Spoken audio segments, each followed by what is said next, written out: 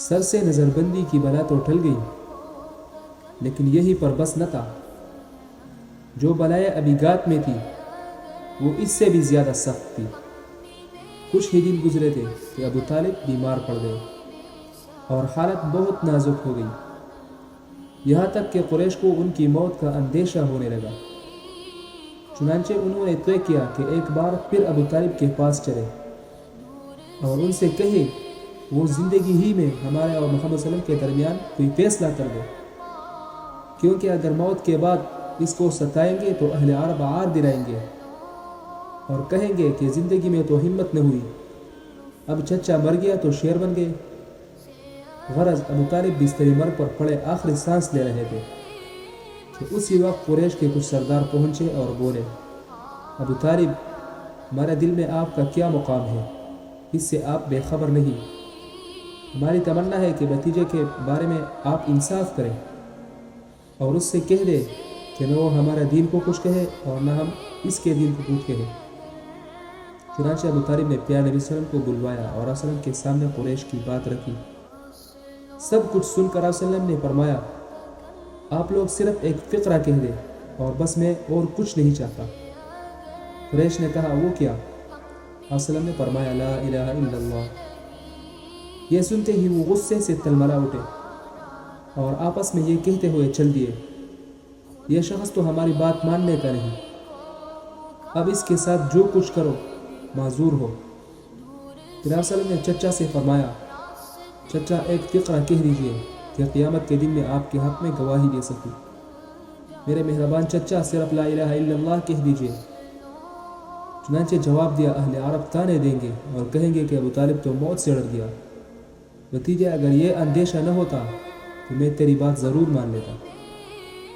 یا نبی صلی اللہ علیہ وسلم کو چچا سے بہت محبت تھی۔ آپ صلی اللہ علیہ وسلم کے دل میں ان کی بڑی چاہ تھی۔ جہاں آپ صلی اللہ علیہ وسلم ان کے لیے دنیا کی کامیابی چاہتے تھے، وہی آخرت کی سرخروئی کے بھی متمنی تھے۔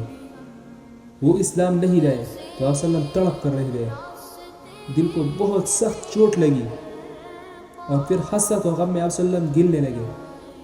آپ صلی اللہ علیہ وسلم کا یہ حال ہوا تو خدا کی طرف سے وحی ہوئی، انک لا تہدی من احببت ولکن اللہ یہدی من یشاء۔ تم جس کو چاہو ہدایت نہیں دے سکتے، اللہ ہی جس کو چاہتا ہے ہدایت دیتا ہے۔ اس طرح ابو طالب مر گئے۔ ہاں، وہی ابو طالب جو آپ صلی اللہ علیہ وسلم کے سہارا اور مددگار تھے اور آپ صلی اللہ علیہ وسلم کے غمگسار تھے، اور آپ صلی اللہ علیہ وسلم قریش کی بے رحمی کا نشانہ بننے کے لیے تنہا رہ گئے۔ پھر اس صالحہ کو ابھی کچھ ہی دن ہوئے تھے کہ ایک دوسرا صالحہ آپ صلی اللہ علیہ وسلم کا جگر چیر گیا۔ وہ صالحہ کیا تھا؟ بی بی خدیجہ۔ بی بی خدیجہ کی وفات۔ ہاں، وہی خدیجہ رضی اللہ تعالیٰ عنہ جو آپ صلی اللہ علیہ وسلم کی باوفا بیوی اور آپ صلی اللہ علیہ وسلم کے دکھ درد کی شریک تھی۔ ہاں، وہی خدیجہ رضی اللہ تعالیٰ عنہ جو آپ صلی اللہ علیہ وسلم کے لیے پیار و محبت کا دریا اور شفقت و دلسوزی کا مجسمہ تھی۔ ہاں، وہی خدیجہ جنہوں نے سدا آپ صلی اللہ علیہ وسلم کی شخصیت کو سینے سے لگائے رکھا اور عشق و عقیدت کی آنکھوں میں بٹھائے رکھا۔ ہاں، وہی خدیجہ جنہوں نے پہلے دن سے آپ صلی اللہ علیہ وسلم کا ساتھ دیا، مایوسی میں ڈارس بندائی، اداسی میں سکون پہنچایا اور پھر اسی حال میں جان دے دی۔ ہاں، وہی خدیجہ جو رب پر سب سے پہلے ایمان لائی۔ ہاں، وہی خدیجہ جن کو رب نے خود سلام کہلایا اور جنت میں موتیوں کے محل کا مجدہ سنایا۔ ابو طالب اور خدیجہ رضی اللہ تعالیٰ کی موت کیا دی؟ ایک سہارا تھا جو ٹوٹ گیا، ایک قلعہ تھا جو ڈے گیا، لیکن اب نور اسلام مکہ سے باہر پھیلنا شروع ہو گیا تھا۔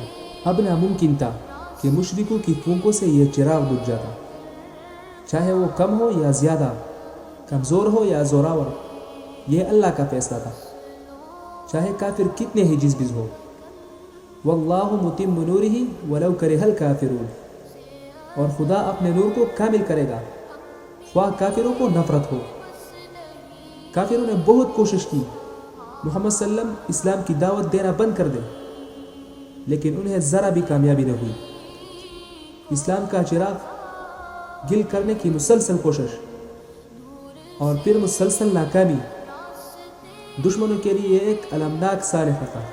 عقل حیران تھی کہ کیا کرے، اور آپ وسلم کے مقابلے میں کون سی چال چلے، لیکن افسوس ابو طالب جا چکے تھے۔ ہاں، وہی ابو طالب جو آپ وسلم کے سہارا اور مددگار تھے، بلاؤ کے طوفان میں ایک محکم دیوار تھے، اور جو پورے قبیلہ کا شیرازہ اور سارے خاندان کا گلدستہ تھے، کہ انہی کی بدولت لوگ آپ وسلم کی تحریک سے وابستہ اور دل و جان سے آپ وسلم کی حمایت پر کمر بستہ تھے۔ اب میدان خالی تھا، راستہ ہموار تھا، دل کا بخار نکالنے کے لیے موقع سازگار تھا۔ اب نرمی اور رحم دلی کا کیا سوال تھا؟ اب تو ظلم و ستم کے تیز جھونکے تھے اور بغض و عناد کے بڑکتے ہوئے شعلے تھے۔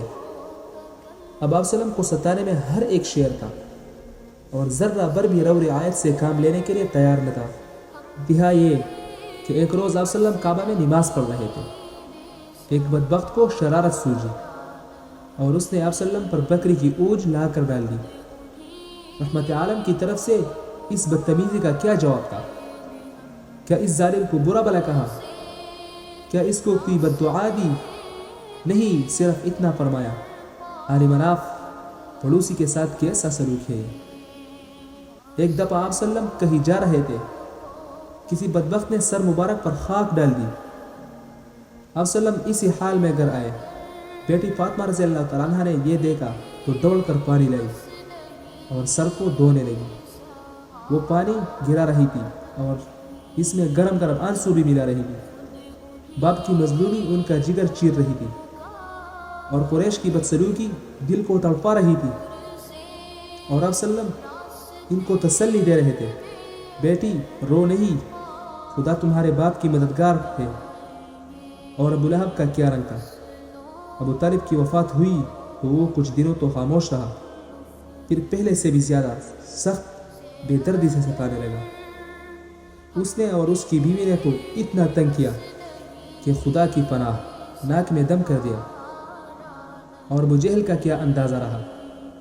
وہ تو رات دن گات میں رہتا، کبھی اوباشوں کو پیچھے لگا دیتا اور وہ خوب ستاتے، کبھی غنڈوں کو اشارہ کر دیتا اور وہ اپنی بدتمیزیوں کا مظاہرہ کرتے، کبھی کچھ کمینوں کو لے کر بیٹھ جاتا، اور جب آپ وسلم نماز پڑھنے آتے یا طواف کا ارادہ کرتے تو وہ بدبخت آپ وسلم کو مارنا چاہتے اور آپ وسلم کے قتل کی اسکیم بناتے۔